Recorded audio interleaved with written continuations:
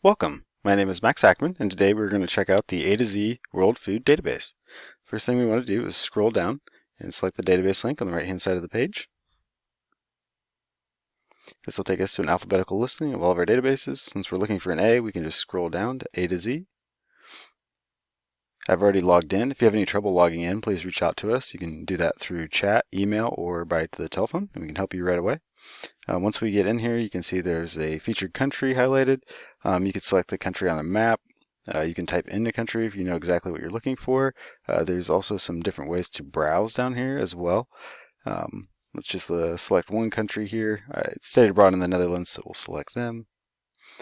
Kind of show you what a individual food page looks like, or individual country page.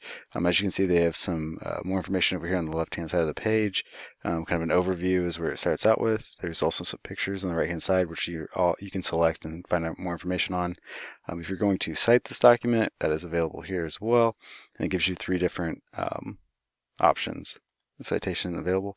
I also want to take you guys in here. If you come up here, like to the ingredients section, there's quite a few options for browsing.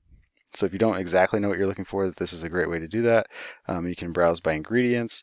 If you notice too that this stays up here no matter where you go, so if you want to do an individual search, you can do that as well. And then you can also go over here to the references tab. The reference tab is pretty neat, pretty amazing. Not only does it have a bunch of different options to search through, but it also has a video dictionary, which I found very interesting, very neat to check out. This can also help if you're going to try to learn a foreign language. So you can change the language of study right here. So you can change this to French. The person will change, and then you can actually hear her say butter in French.